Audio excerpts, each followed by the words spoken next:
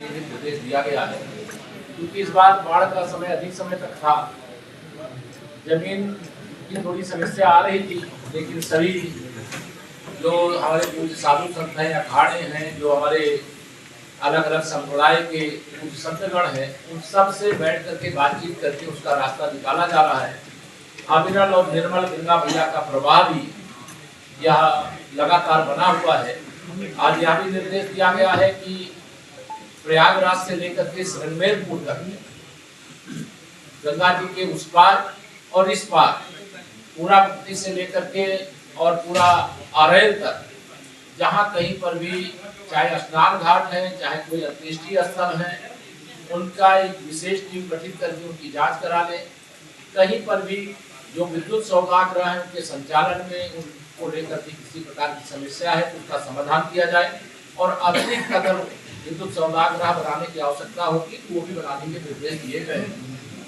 हमारा प्रयास है कि स्वच्छता के साथ, दिव्यता के साथ प्रयागराज का यह माघ मेला संपन्न हो। यहाँ के कुंभ मेले की 2025 की चर्चा आज भी दुनिया भर में बनी हुई है, और हमें गर्व है कि एक इतिहास बनाने का काम कुंभ के मेले में हुआ था। और 2019 का कुंभ जब हम याद करते हैं, और उस महाअर्ध कुंभ के समय देश के माननीय प्रधानमंत्री जी ने जो मेले की स्वच्छता के लिए समर्पित रहे, हमारे सफाई कर्मी साथी थे, बहन थी, उन सबके चरण धो करके एक संदेश दिया है कि स्वच्छता का काम जो करता है वो सबसे श्रेष्ठ है। तो इस बार भी स्वच्छता पर हमारा फोकस रहेगा, पर्यावरण की अनुकूलता पर हमारा फोकस रहेगा, सुरक्षा पर हमारा फोकस रहेगा, तीर्थयात्रियों के साथ, कल्पवासियों के साथ, पूज्य संतों के साथ एक अच्छा व्यवहार करने पर हमारा फोकस रहेगा। अभी जो डेटा है, मैं आपको सूचना अधिकारी से कहूंगा कि इसकी ब्रीफ जो 3 जनवरी 2026 से 15 फरवरी 2026 तक यह चलेगा। 7 सेक्टरों में विभक्त करके लगभग 800 हेक्टेयर क्षेत्रफल में यह मेला बसाया जा रहा है। 42 की संख्या में अस्थायी पार्किंग बनाई जा रही है, जहां पर 1,30,000 से अधिक वाहन पार्क किए जा सकते हैं। स्वच्छता की दृष्टि से यदि जैसा ओडीएफ का एक लक्ष्य लिया गया है, इसमें 25,000 शौचालय, 8,000 डस्टबिन, 10 लाख से अधिक लाइनर बैग, 20 सेक्शन गाड़ियां एवं 3,000 सफाई कर्मी तैनात किए जा रहे हैं। जो समतलीकरण का काम है वह भी लगभग 95% पूरा हो गया है। मेला क्षेत्र में 17 थाने, 42 चौकी, 20 अग्निशमन स्टेशन और 7 अग्निशमन चौकी, 20 अग्निशमन वॉच टावर, 1 जल पुलिस थाना, 1 जल पुलिस कंट्रोल रूम तथा 4 जल पुलिस सब कंट्रोल रूम स्थापित किया जा रहा है। ये पूरा डिटेल है, किसने कितना काम किया है ये आपको दे दी जाएगी। लेकिन हमारी प्राथमिकता माघ मेले को बहुत सुचारू ढंग से संपन्न कराने का है। जैसे कि माघ मेले में ही कुंभ मेले की स्मृतियां लोगों में ताजी हो जाए, प्रयागवासियों से जरूर मैं अपील आप सबके माध्यम से करूंगा।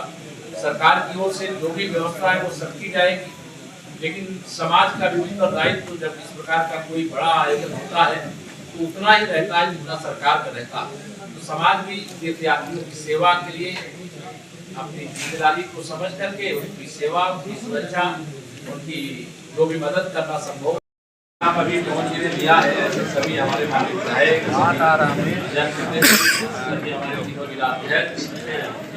और आप सब पत्रकार मित्रों का आज की प्रेस में हार्दिक स्वागत। मैंने माघ मेले की तैयारियों की समीक्षा बैठक किया। 2017 में जब से उत्तर प्रदेश में भारतीय जनता पार्टी की सरकार बनी है, हमने माघ मेले को मिनी कुंभ के रूप में ही सदा संपन्न कराने का प्रयास किया। और हमारे लिए अत्यधिक खुशी की बात है कि जब समाजवादी पार्टी सरकार में होती थी तो विश्व प्रसिद्ध प्रयाग मेले के लिए 90 करोड़ से अधिक का बजट देने का काम करते हैं। और इसके कारण से चाहे हमारे जितने भी कुछ साधु संता में, चाहे जितने भी कल्पवासी आवे, चाहे जितने भी तीर्थयात्री आवे, उनके लिए जो भी आवश्यक व्यवस्थाएं हैं वो करने में हमें सफलता मिलती है।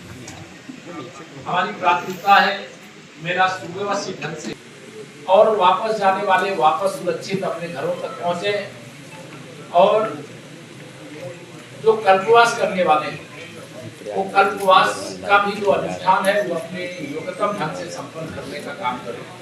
यह निर्देश दिया गया है कि जितनी भी संस्थाएं पहले से यहाँ पर लगती रही हैं और विशेष तौर से मेला क्षेत्र में सेवा करती रही हैं, उनके लिए जो सुविधाएं मिलती रही उसमें कोई कटौती किए बगैर उनको ढंग से गंगाधाम के अध्यक्ष निर्मला पासवान जी, उनके ठीक बाईं ओर जमुना पार्क के अध्यक्ष आदरणीय राजेश शुक्ला जी, भाई साहब है सभी का हार्दिक स्वागत और अभिनंदन। भाई साहब से विनम्र आग्रह है कि निवार्ता प्रारंभ करेंगे।